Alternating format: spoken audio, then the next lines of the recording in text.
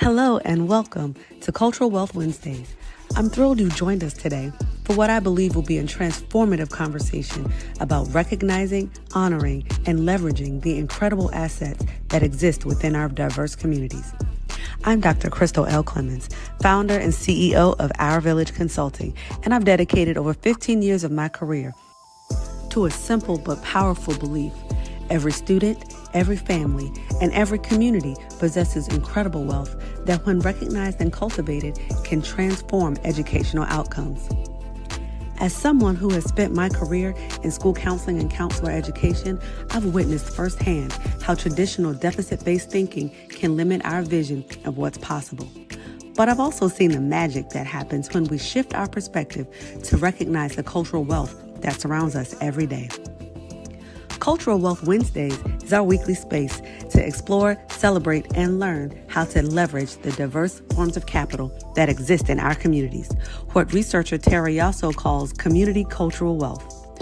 We're talking about the aspirational capital that drives families to dream big for their children, the linguistic capital found in multilingual households, the familial capital that creates strong support networks, the social capital built through community connections, the navigational capital that helps families persist through challenges, and the resistant capital that emerges from communities advocating for change.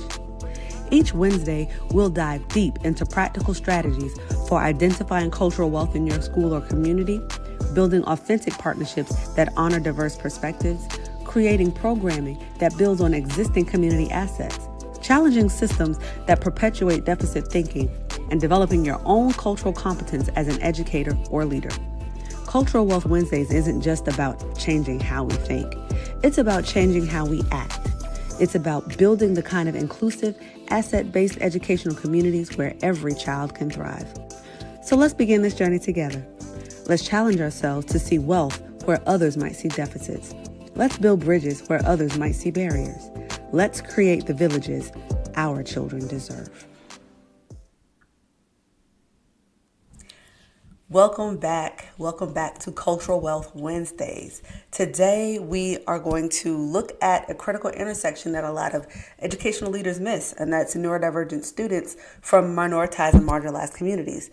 They experience something that some researchers call double invisibility, meaning they're overlooked because of their race and ethnicity and identity, but they're also under-identified or over-identified because of their neurodivergence.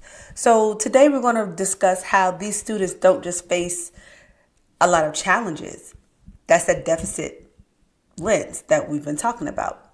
We're going to look through the strengths lens, and we're going to discuss the wealth that they have, specifically, since this is Cultural Wealth Wednesdays, their cultural wealth. So understanding all of this, it should change how we support, how we identify, and how we serve these students. So let's just address the elephant in the room. Let's start with an uncomfortable truth. Black students are significantly under-identified for autism spectrum conditions and ADHD. They are significantly under-identified for gifted education. And they are also, at the same time, over-identified for emotional disturbance and intellectual disabilities. Our students from our Latin communities, they face similar disparities.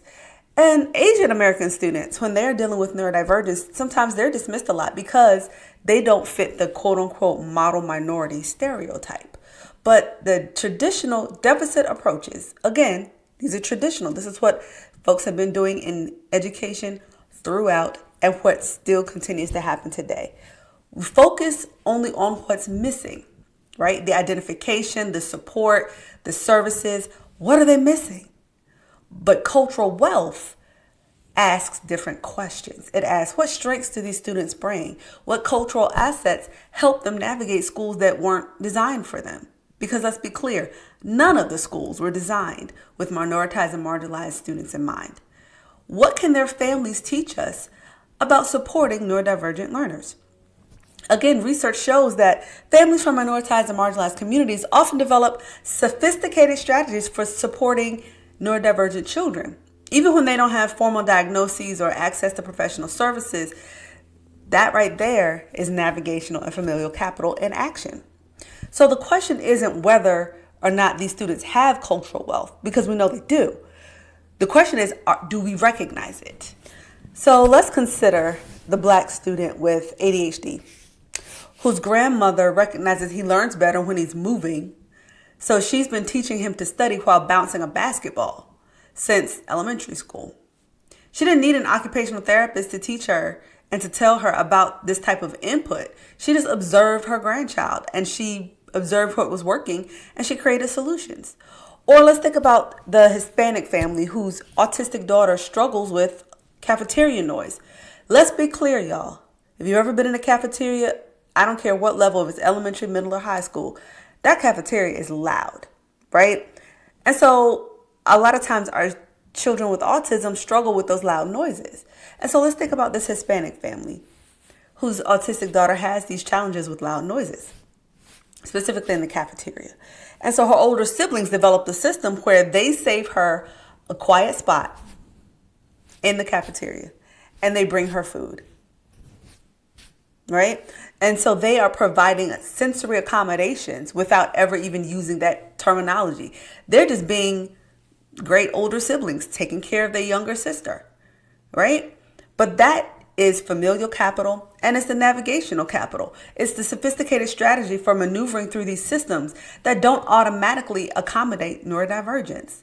They have learned which teachers are flexible. They have learned which school policies can be adapted. They have learned how to advocate without formal diagnoses.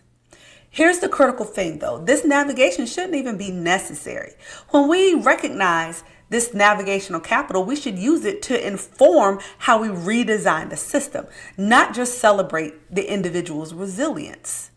People are resilient because they have to be. If we redesign the system, there's no need for real resilience, right? So families, these types of families are experts on what's not working, and we need to listen to what they have to say. Families from minoritized communities often have such robust support systems for neurodivergent children that formal systems miss or devalue.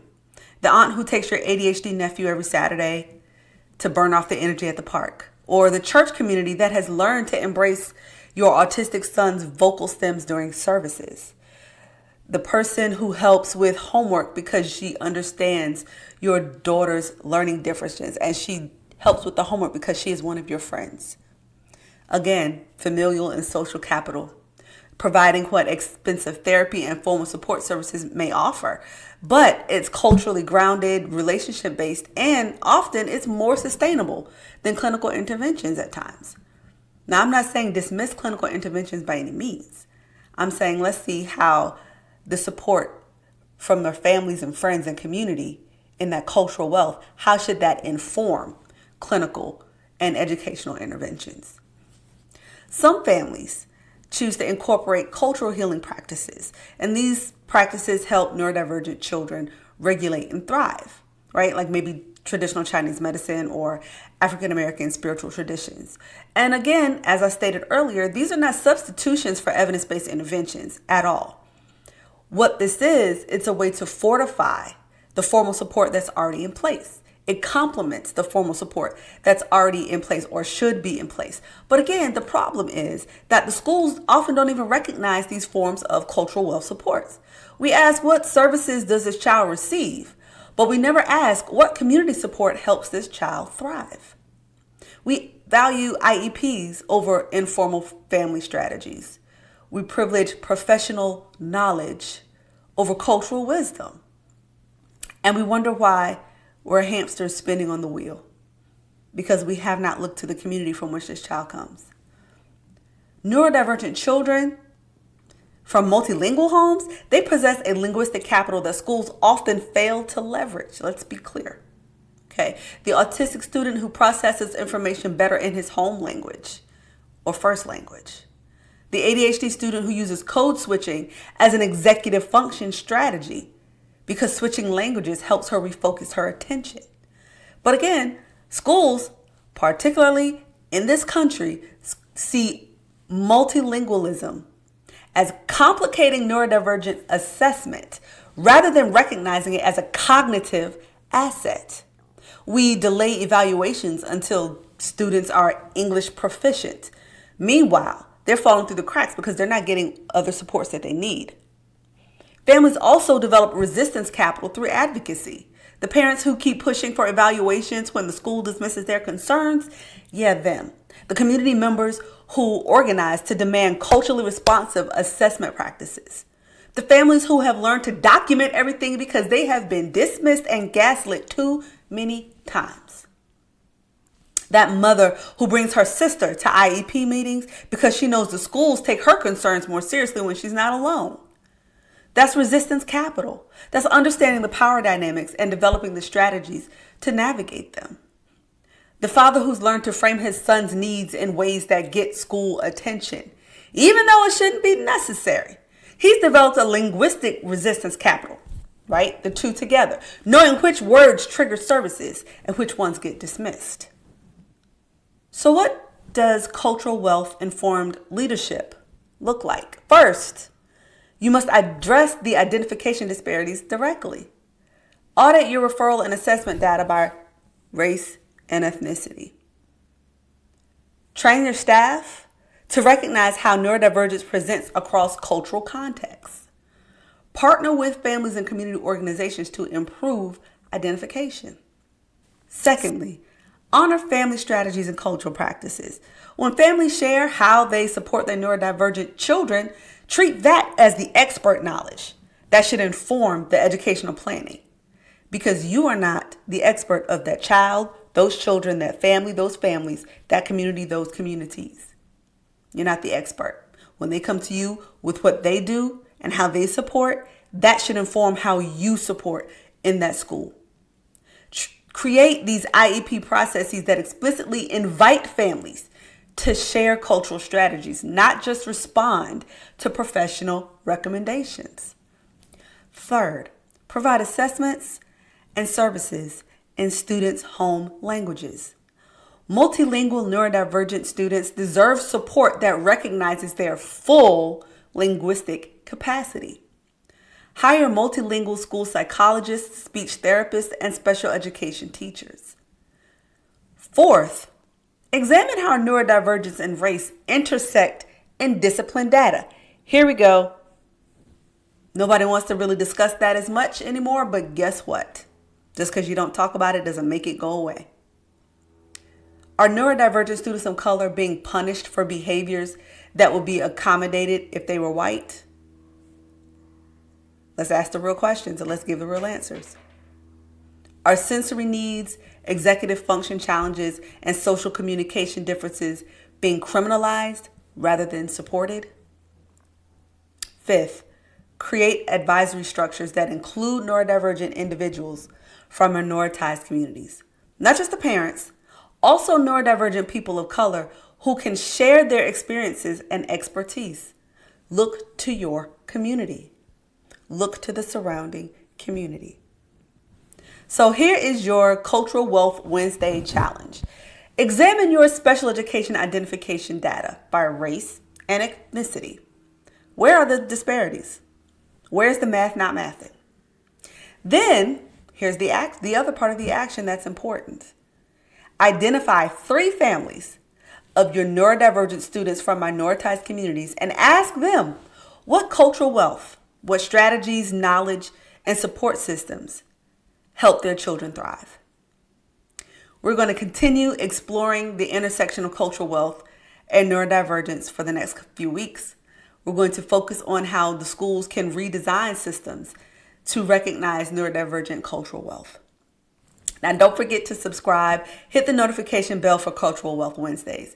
And in the comments, I want you to share one example of cultural wealth that you've seen in your families who are supporting neurodivergent students. Let's learn from each other and do better for these students.